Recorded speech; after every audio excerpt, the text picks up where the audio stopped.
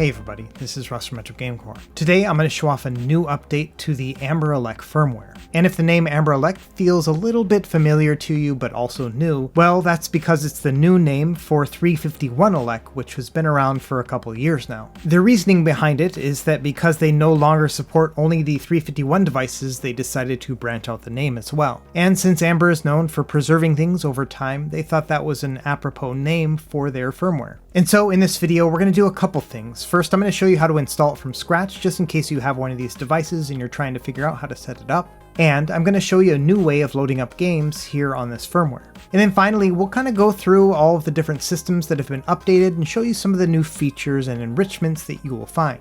And at the very end of the video, I'll do a quick comparison against other custom firmwares within the same space so you can figure out which one's best for you. So we got a lot of ground to cover here, and I want to keep this under 25 minutes. We'll see how that works. But anyway, without any further delay, let's jump into it.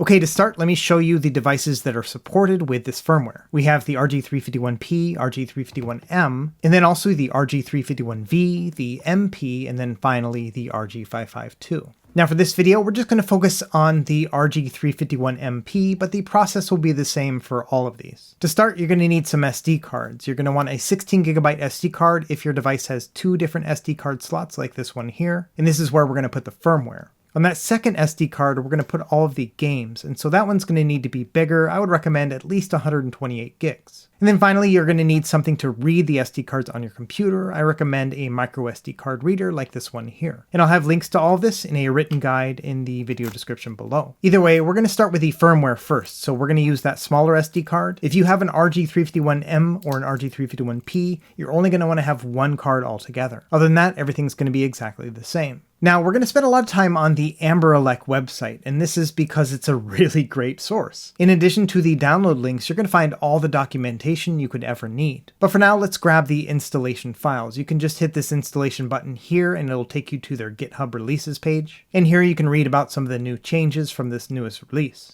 Now further down the page, you can see a listing of all the different assets. These are the files that you would flash to an SD card, but they've actually made it even easier on you. There's just a listing right here of the new installation files, and so you just pick your device and grab that file. Now if you're updating from 351ELEC, you can actually just grab one of these update files and throw it in your SD card, or you could also use the online updating tool that's available within your device too. Either way, we're going to grab the RG351MP file because that's the device we're going to be working on. I'm just going to go ahead and save it to my downloads folder. It'll take a couple minutes, but after that you're good. Next, you're going to flash it to an SD card. So I've plugged in the 16GB SD card here. Then I'm going to use an app called Balena Etcher to select the file that I want to flash. And then under select target, I'm going to pick that SD card. And from there, I'm going to press flash. It's going to give you a Windows prompt here. It's going to ask you, do you really want to do this? And you say, yeah, man, I want to do it. From there, it'll decompress that file, it'll flash it to the SD card, and then it'll validate the flash to make sure everything went okay. If you run into any problems here, I recommend re-downloading the file and trying to flash it again. Either way, once the flash is complete, it'll let you know, and it will also eject the SD card for you, so all you have to do is just rip it out of the PC and then pop it back into the device. And if you're using a 2-card setup, make sure you put it in the first card slot. This first boot is just going to initialize that first SD card, so we're not even going to deal with that second card yet. So go ahead and power on your device. It will partition out that first SD card, just make everything work okay, and then it'll initialize the system. This will take maybe a minute or two altogether. I'm going to speed it up here just for the sake of brevity. Anyway, once that's done, just go ahead and press start, then go down to quit, and then select shutdown system.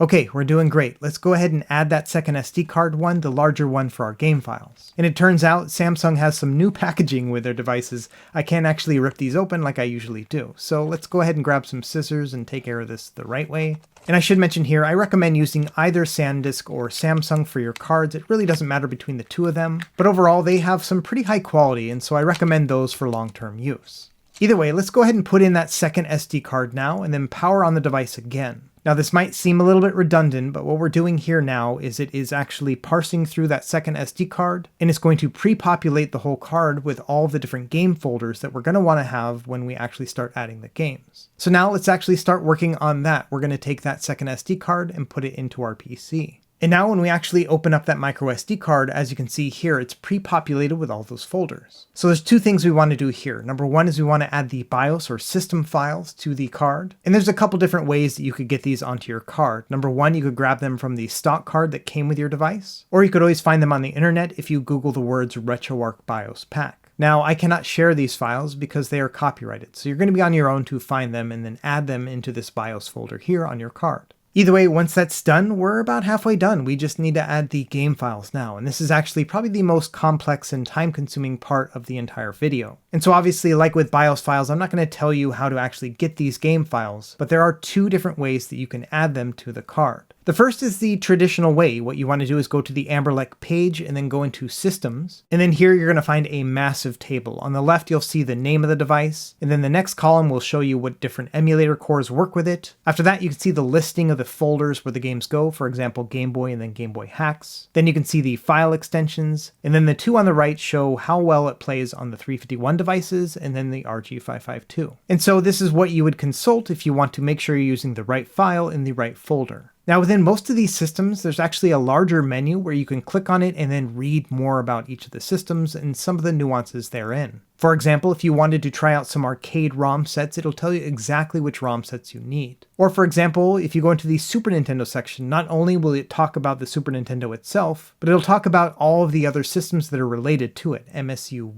Sufami Turbo, and other things like that. This is one of the things about AmberELEC that's really attractive. This is a very robust documentation, way more than I've ever seen on any other custom firmware. And so if you're trying to get your feet wet with the whole emulation scene, especially with these retro handhelds, the AmberELEC website is going to be your primary resource. And that makes sense because this firmware is more directed to new users or those who just don't want to spend a lot of time tinkering. Okay, so that's one of two ways that you can get games onto your device. Let's try the new one now, and this one's actually via LaunchBox. And if you're not familiar with this app, this is a Windows program that will allow you to basically collect all of your ROMs into one place. And in addition to working as a front end, it'll also launch all the games too, so you can play all your ROMs on Windows this way too. But the thing is, in AmberELEC, they have a new feature that allows you to export your LaunchBox library and then import the entire thing into your SD card, including your box art and everything else. So let's spend a few minutes actually doing that so I can show you what it's like. Number one, you need to download LaunchBox for Windows. You just go to their website, put in your email address, they'll send you a link, and so on and so forth. From there, you want to install the setup.exe file. Windows might try to prevent you from doing that. Just hit get info and then run anyway. Now, part of the installation process is it will actually have you install a couple other things, a .NET Core and then also DirectX. And so it takes a few minutes and you have to hit OK quite a few times in order to get it installed. But once you have it installed, this is the menu that's going to greet you. And LaunchBox can get pretty complex and there's a lot you could do here, but we're just going to stick with the things that are going to help us with AmberELEC.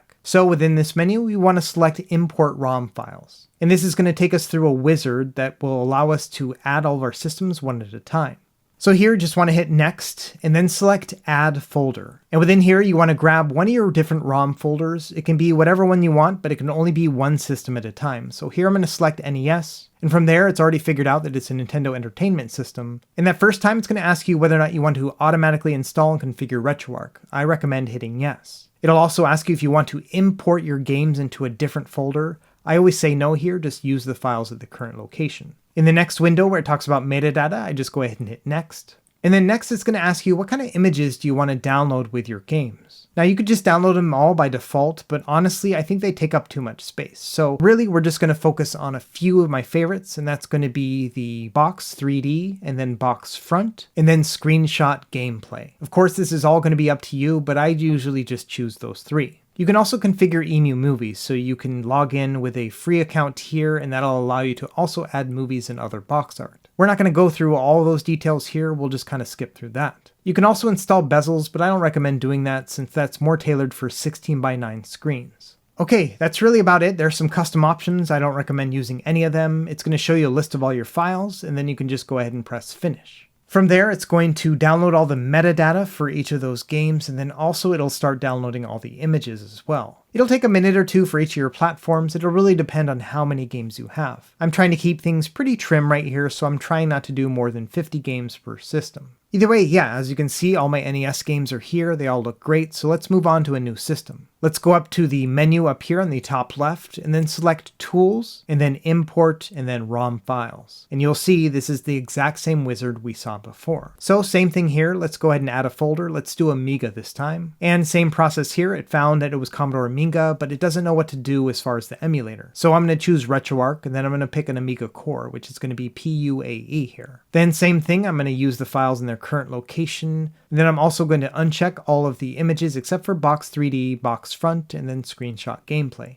We're going to skip through the EMU movies and the bezels and those custom options as well. It'll show us a list of all of our games, and then we can go ahead and import them in. And just like before, it'll take a little bit of time to download all of the images. Now, once it's done, you can see that some of the images didn't show up. So let me show you how to fix that. You're going to click on the game and then click on this little pencil icon. And as you can see here, there's no spaces between the words for this particular game, and so it didn't know what to do with those. So let's go ahead and add those spaces, and then we'll search for the metadata. And bam, as you can see, it found it there. Now what you want to do is go into the images section and then select download media. From there, it'll show you all the media that's available for that game. Again, I like to do Box 3D, Box Front, and then the gameplay screenshot. And so that's how you add all the media one game at a time in case there are any issues. So I spent a few minutes cleaning it up, and now you can see everything's got its nice pretty pictures. And so in a nutshell, this is all you have to do. One system at a time, you just kind of add all of these in here. Let's import one more system while I kind of talk about why this really matters. And the thing is about LaunchBox, if you're going to have a permanent ROM library, this is going to be a really handy tool because you can add games and delete games and all that other kind of stuff and just kind of keep a working database of all your stuff. And then when it comes time to export this either to Android or onto AmberELEC, you have the ability to do so. And so if you want to be really meticulous about your library, this is going to be a great way to do it. But anyway, yeah, in a nutshell, this is how you add your systems. And as you can see while I was talking, I also added Sega Dreamcast, the exact same process for all of these.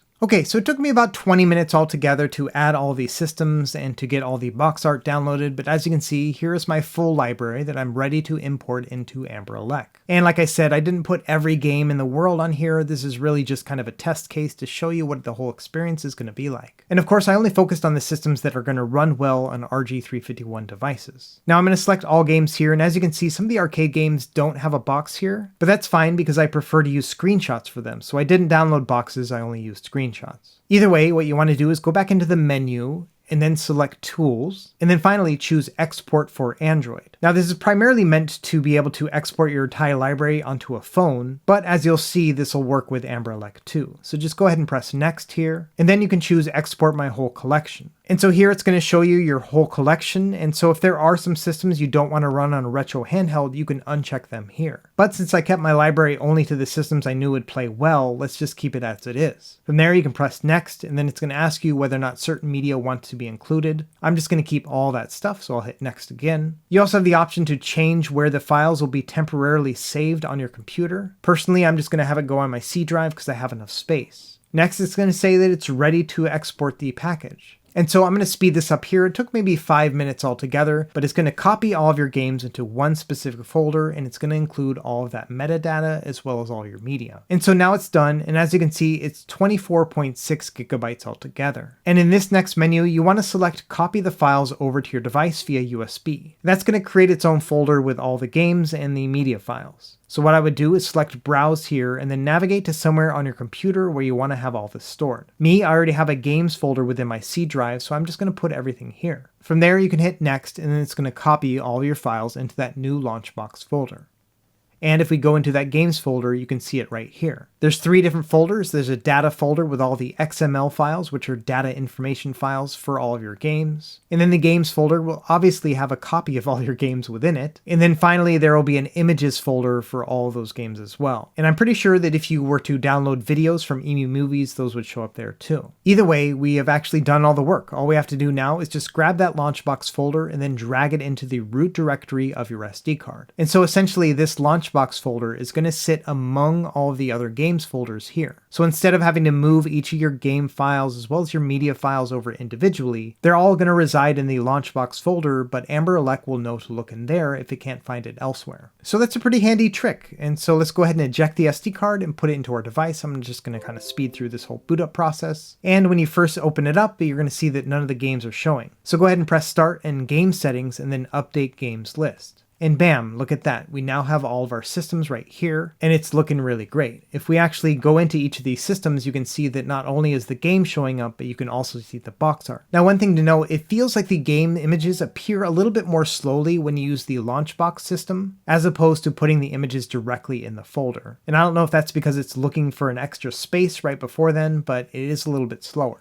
Okay, but now that we're all set up, let's go ahead and make some tweaks to the settings to make sure we have the best experience possible. Number one, I like to go into UI settings and then theme configuration, and then change the game list font size from large to small. It just makes it so that you can read more of the title of each of the games as you're browsing through. And so yeah, to me that just looks a little bit better. Now the 351MP is unique in the fact that it doesn't have a working Wi-Fi, so you have to add a USB dongle like this one here. But once that's set up, you can go into the network settings and then add your Wi-Fi, and that'll get you online. From there, you can go into the updates and downloads section, and there's all sorts of things you can do. For example, you can download new themes. And the nice thing with AmberELEC is you can actually see a preview of each of these themes as you're browsing through. Personally, we're just going to stick with the default theme, but this is where you want to go if you want to change things up. Okay, a couple other things I recommend doing. Go into the game settings menu here in the main menu, and then there's an autosave section. I like to set it to show save states if not empty. What that means is if you're opening up a game for the first time, it's not going to prompt you to open up an autosave because there is none that exists. But if later on you do have an autosave, it's going to give you the option of launching it. And so here we are with Mega Man 2 on the NES. Now one thing to note here is that it's not perfectly scaled even though this is a 4:3 display. If you look at Mega Man's life bar, as you can see, the scaling is not even. Now there's a couple different things you could do. First, you could actually just go and turn on integer scaling for the NES system. That'll make it so that the image is a little bit smaller but properly scaled. But you can also use things like shaders and filters to improve the image as well.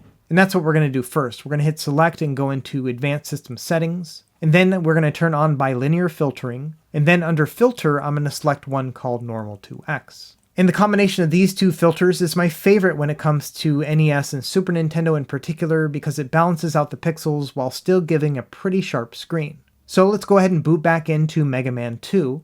And if we take a look at the life bar now, as you can see, it's perfectly balanced. Now, if you were to use integer scaling, it would be a little bit sharper than what we're seeing here, but personally I prefer to have the full screen instead. Now, if you press select and Y, it'll bring up your frames per second in case you wanted to monitor that for your games.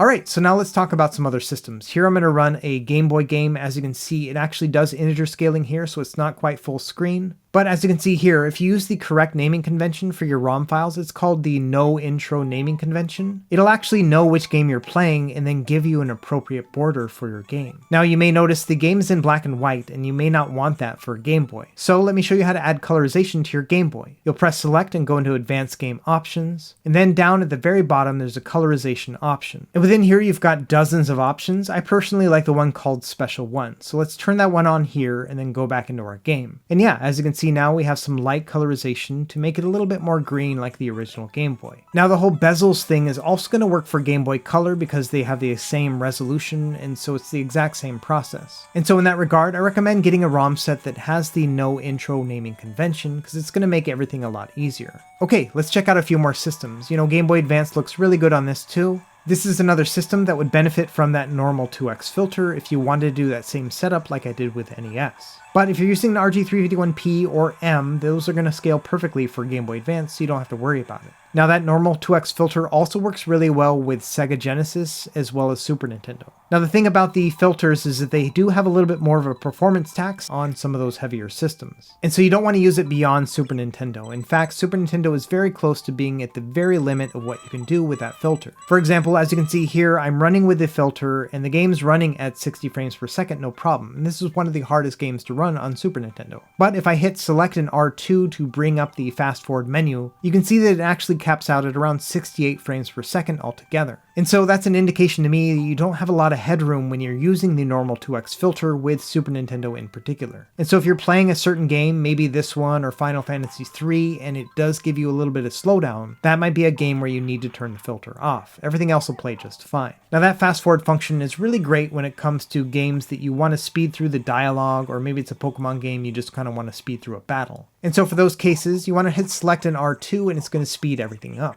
For example, as you can see here, it's running PS1 at 4 times the normal speed. So yeah, that's a really handy trick if you want to get through the menus more quickly. Okay, let's talk about performance for a bit. We'll start with PSP first. Now, they've done a couple under the hood tweaks in AmberELEC in order to make sure that PSP games run a little bit better. And so what they're doing here is they're using the skip buffer effects menu setting. This will result in faster gameplay, but some of your artifacts won't show up. For example, the reflections on the car here in Ridge Racer. And even then, there will be some slowdowns in certain parts, like this part here with the crowd. So what you can do is turn on frame skip. Let me show you how to do that. You're going to press R3 in order to get into the menu, then go into graphics and select frame skipping, change that to 1, and then under frame skip type, change that to number of frames. I'm also going to go down here in the bottom and change my FPS counter to both so we can see both the speed and the frames per second. Now when we get back into the game, you can see it's going to max out at 30 frames per second, but it's going to be at 100% speed. So essentially what we've done is we downgraded this to 30 frames per second to get more smooth gameplay, but of course it's not going to have that buttery smooth experience of 60 frames per second. So that's just one of many tweaks you could do in PSP to get some good performance. Now, AmberELEC has also been updated to have the standalone Yabasan Shiro Saturn emulator, and this one is a lot better than the previous options that we had before. Now, what you want to do is when you start up the game, press the select button to bring up the menu, then go into config and change the resolution from 2x to original. That's going to make your games run a lot better. Then also go into aspect ratio and change that to 4:3. Finally, if you want, you can also show and hide the FPS, which will also give you an indication of how the games are playing. By default, it's going to run with frame skip, and as you can see here, as long as it stays above about 30 frames per second here, you'll get relatively good Sega Saturn performance. It's not going to be perfect, but this system was never designed to play Saturn in the first place. Even the fact that you can play 2D games at a pretty good speed is kind of a revelation. Now, when it comes to 3D games, you're still not going to be able to play them at full speed, but this is still miles better than it was before. And so now, just like with the other custom firmwares like Jealous and ArcOS, you can now play Sega Saturn at some better speeds. Moving on to other systems, here's the Commodore Amiga. They have a new core for this one. It's called the PUAE core from 2021. And unfortunately, it still doesn't make some of those really hard to play games like Fire and Ice completely playable. Now, most of the catalog for the Amiga is going to play just fine. It's just a few games like this that are still not at full speed. And they've also done some updates to the Dreamcast emulator. They have a new Flycast core within RetroArch that has an auto frame skip function. And that's what's turned on by default. As you can see here, it's running at below 60 frames per second, but the speed is still pretty good. But unfortunately, as you can see, it's not actually matching the 30 frames per second, and so because of that, the gameplay is still not at 100%. Now again, all the RG351 devices are just not powerful enough for a really solid Dreamcast, but still, this is better than it was before. And it'll be the same story with Nintendo 64. Some games like Diddy Kong Racing will play just fine, while others, unfortunately, are just gonna chug. And that's just a limitation of the RK3326 chipset. But all that being said, the AmberELEC team did some pretty neat innovations when it came to Nintendo 64. For example, if you go into Advanced System Options, you can now see that under the default Nintendo 64 emulator, you have some input configuration options. And the 3 options are default, and then also the right stick to mimic the C buttons, and then finally a custom option too. And so to find out what each of these mean, what you want to do again is go back to that AmberELEC website, and then under the Nintendo 64 section, you can find the control configuration there. And from here, you can kind of read the button layouts and figure out which one's best for you. And also within here are instructions on how to make a custom configuration in case you want to do that. So this is the first time that a standalone Nintendo 64 emulator has this kind of functionality, and it's a very welcome change. Okay, a couple other tweaks that are really interesting are under Nintendo DS, you can now go into the Advanced System Options, and here you can make changes within Emulation Station that are going to affect the standalone Drastic emulator. Previously, what you had to do is go into the standalone Drastic emulator, and the menu is just terrible on that, and make all your changes there. Instead, you can now just do it within the menu, so you can turn on high-res 3D, turn off the frame skip, and then also you can show your frames per second. And so this is one of those things that really make AmberELEC shine, the fact that you can make all your configuration changes within Emulation Station no matter what emulator is running in the background. Now, unfortunately, that still doesn't make Nintendo DS very good on any of these systems because you have to basically swap between the two different screens using your trigger buttons. And of course, you can't use the touch screen with any of these either. So Nintendo DS isn't perfect, but much better than it was before. Finally, the last thing I want to show is they have support for the latest version of Pico 8, which is more robust than it was previously. So I've already installed my Pico 8 files based on the AmberELEC website, and then I'm booting up Pico 8 through the Tools menu. This will bring me into an app called Explore, which will allow me to navigate via the internet and download and play new games. And I've always been a huge fan of Pico 8. This is the only system really that you can actually navigate and install games onto your RG351 device directly via the internet, and that's a pretty awesome feature. Either way, I've got some Pico 8 guides on my website in case you want to learn more. And I'll have links to all that in the written guide in my video description. Either way, now that you can play the most updated version of Pico 8 here in AmberELEC, you can play some of the more harder to run games. Things like Poom, which is a Doom demake. And this thing is just a marvel of ingenuity. The fact that they got this working on this system is just incredible. And so yeah, that's a quick overview of the additional features that are available in this most recent release of AmberELEC. Now let's take a minute and talk about all the different custom firmware options you have available for the 351 devices as well as the RG552. Now obviously we've talked a lot about AmberELEC today already, but I do want to talk about a couple bullet points here. Number one, this is focused on being a plug and play system. The idea here is you shouldn't have to do a lot of settings tweaks, you should just be able to install it and start playing games immediately. Now additionally, the menus are very focused on Emulation Station. What that means is that you can go through the Emulation Station menus and actually do all your configuration right there. On top of that, like we saw, this has some excellent documentation. So if you have any questions, you can always go to their website, or you can also check out their Discord server, which is one of the largest for any custom firmwares out there. Overall, AmberELEC has the largest team of people working on the firmware, and they also have the largest amount of community behind it as well. So chances are if you have any questions, there's somebody out there who can help you with it. So the next one I want to talk about is Jealous. Now Jealous is actually a firmware developed by the original developer of 351ELEC, which was the firmware that came before AmberELEC. Now the developer of 351ELEC, he left the team about a year ago, but at some point he decided to create a new operating system that was focused mainly on the things that he was most interested in. And so in that regard, you know, Jealous is a lot like AmberELEC in the fact that it is also plug and play friendly, and also all of the configuration can be done within Emulation Station too. Now I would classify Jealous as being a hobby operating system. This is specifically focused on the things that the developer is interested in. And so what that means is that only certain things are going to get updated when the developer feels like it, but because he's always kind of focusing on the things he's interested in, there are always going to be frequent updates. At this point, every other day there seems to be a new thing coming out with Jealous. Now ArcOS, the next firmware I want to talk about, is also kind of similar to that as well, in that it is also a hobby operating system that the developer kind of focuses on his own personal pursuits. But this firmware has been around for a couple years now, and so it's very stable and streamlined. And unlike AmberELEC and Jealous, this one is more focused on doing all the configuration within RetroArch instead of Emulation Station. And so you are going to need to have a background knowledge on how RetroArch works in order to get this working properly. And finally, by virtue of being around for a couple years now, there are a wide range of devices that are supported by ArcOS. Not just the Anbernic devices, but some from Powkitty and Odroid and GameForce and others like that.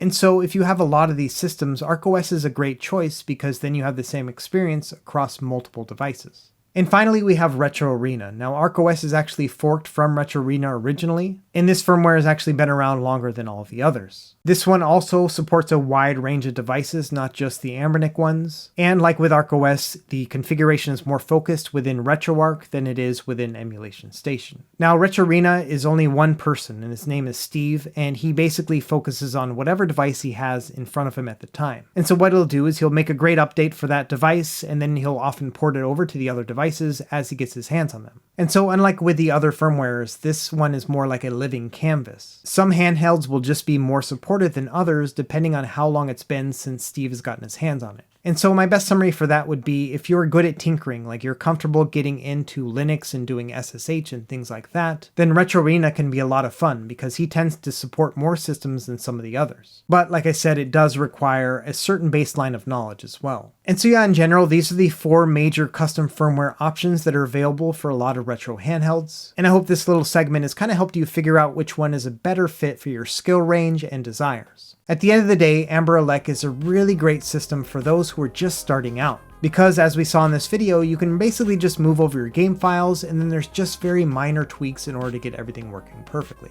And thankfully you can do all those tweaks within Emulation Station, which just makes the whole experience more streamlined. Anyway, that's about it for this video. These are some of my favorite videos to make because I love messing around with custom firmware. Personally, I love to just unlock the potential of each of these devices, and custom firmware is the method to do that. So big shout out to AmberELEC and the other community developers who make all of this possible. As always, thank you for watching, and be sure to like and subscribe if you found this helpful, and we will see you next time. Happy gaming.